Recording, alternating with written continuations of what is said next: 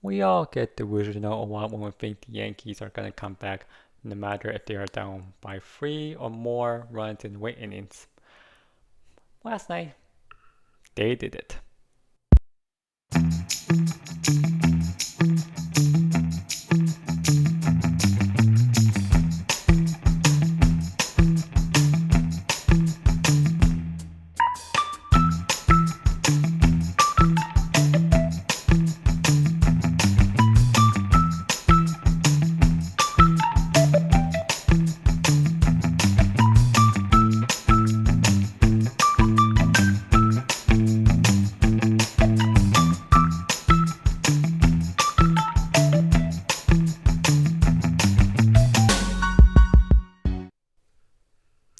Hello, Yankee fans. Welcome to MC's Cap with your host, Adam, where I am now starting to create podcasts here on not only this channel but Spotify as well soon. I also create Yankees content such as highlights of the Yankees winning games and more. Today, the Yankees play the Chicago Cubs tonight at 7:05 ET with Carlos Rodon as the starting pitcher for that game. The Yankees currently have a 52-41 record, 2 games behind of the Toronto Blue Jays in the American League East, are 29-17 in home games, and their offense has a 338,000 on-base percentage so far. This is the last series the Yankees will be playing right before the All-Star break. I will be talking about last night's game, how this shifts the Yankees' momentum, the top performers of the Yankees so far, and Clark Schmidt, who had recently suffered a Tommy John surgery. Last night was one of the greatest nights the Yankees have had, from being no-hit and down by 5 runs, cutting the way to a 2-run deficit, tying the game in ninth, 1 strike away from losing, and walking it off only on a sac fly on Volpe's fly to win the game. For in about 70 games since rallying against Texas in 2016, the Yankees have won after trailing by 5 runs in the 8th inning or later. I think the last time the Yankees had won when they were down by 5 or more runs was against Tampa Bay 2 years ago, but it wasn't in the late innings that time. I apologize for all Yankee fans who have left the game after 7 no-hit innings. I will have wept too since I am not that delusional. But a comeback like this, nobody will ever forget about this. Probably until if the Yankees don't win the World Series, or if they probably suffer an early elimination. Anyway, the entire offense was dead again, as they have in most of June, where they have a record of 13-14 that month. After that, they were swept in the 4-game series to Toronto. They threw the divisional lead away to them. They then lost the series to the crosstown run with the Mets.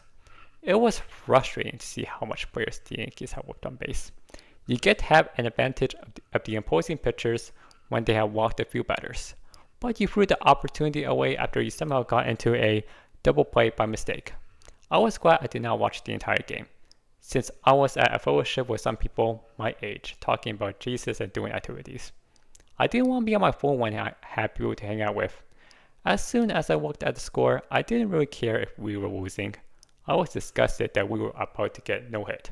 I felt a sigh of relief when Jazz broke up the no-hitter, and thought, what if the Yankees can come back from this?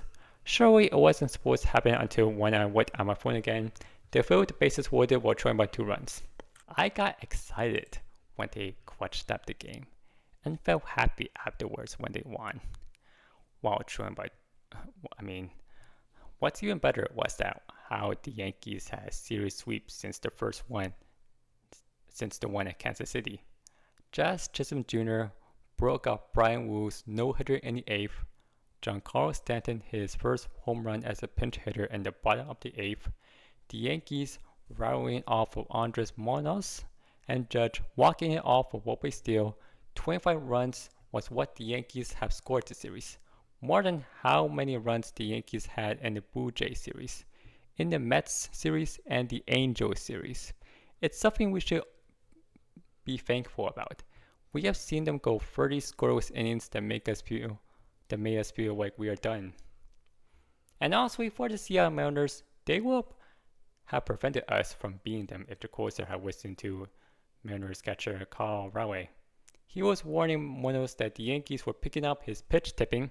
For instance, when Munoz is about to throw a sweater, the runner on second will wave his arms in a circle to signal the batter that he is about to throw a sweater. Munoz was not aware that the Yankees were doing this technique to know what kind of pitches he was about to throw to them. He was too locked in on closing out the game. It looked like the Yankees were stealing signs, but we should not think this is cheating if it involves just the movements instead of cameras. They'll just find smart ways to know what pitches are going to come instead of using the naked eye. So, for the momentum, it seems like with 25 runs scored in the Mariners series sweep, they have reduced their gap to a 2-game deficit of the Toronto Blue Jays. With the reassignment and the key moments they have created, I feel like we would take the American League East again as long as we take advantage of the Blue Jays losing. The top performers of the Yankees so far are Cody Bellinger, who has 17 doubles, 3 triples, 13 home runs, 48 RBIs, and a 2800 batting average, and Jason Dominguez, who is 15-43 with 2 doubles, a triple, and 2 home runs over the past 10 games. The past games, the Yankees were 4-6, have a batting average of 2800s, 7 and 3100s ERA, and were outscored by 7 runs. Anthony Volpe, he has been struggling for a few months with a batting average of 217,000, 293,000, 393,000. He has not been performing well as he was expected, but the Yankees will still continue to stick with him, feeling confident that he would get out of this slump after DFAing DJ LeMahieu, who have been struggling defensively.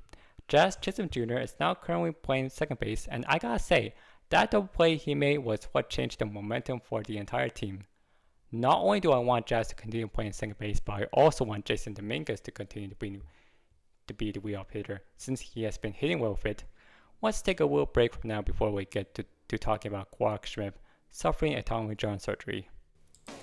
Yankees trivia. Who was the Yankees player whose career ended in a walk-off? Is it A. Alex Rodriguez, B. Paul O'Neill, C. Derek Jeter, or D. Brett Gardner?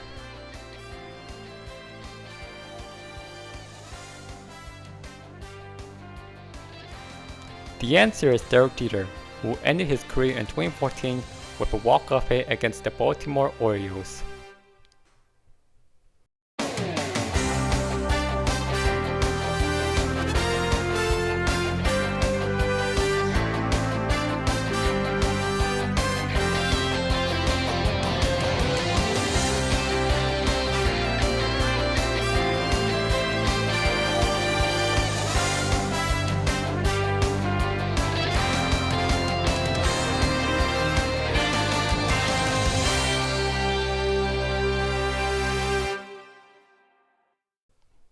Other than hearing that Carlos Rodon will replace Max Fried on the All-Star team, we heard that Clarke Schmidt will be out for the season when he is about to undergo Tommy John surgery. He is the second Yankees player to undergo Tommy John surgery, with the first one being our ace.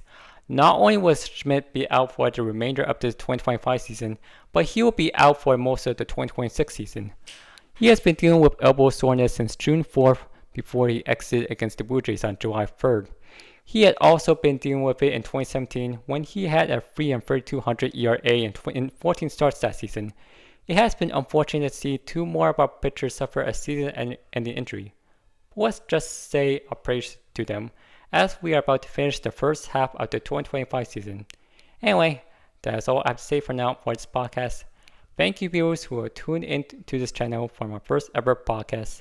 If you guys want to hear more about me talking about Yankees baseball or watch more of my content, make sure to leave a like, comment, and subscribe to my channel. Take care, y'all.